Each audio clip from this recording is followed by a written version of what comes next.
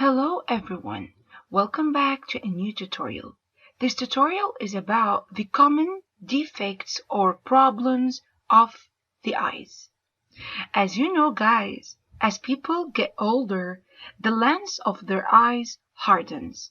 As a result, accommodation gets more difficult and they cannot focus easily on close objects.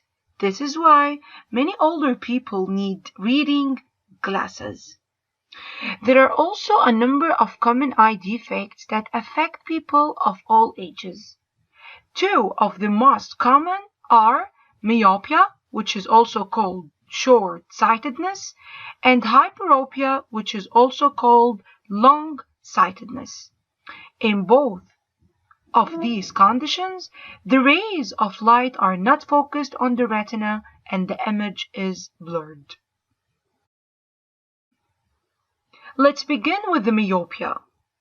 If you have myopia, you can see only close objects in clear focus, but distant objects look blurred.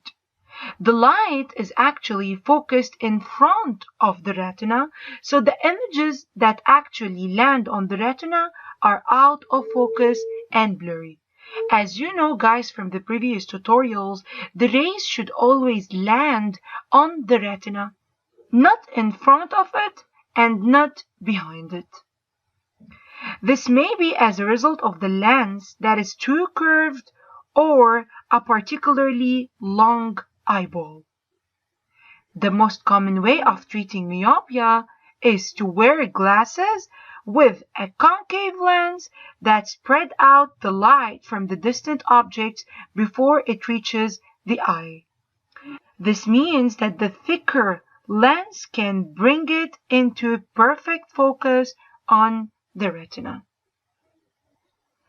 On the other hand, people with hyperopia can only focus clearly on distant objects, but close objects appear blurred. So it's the opposite of myopia.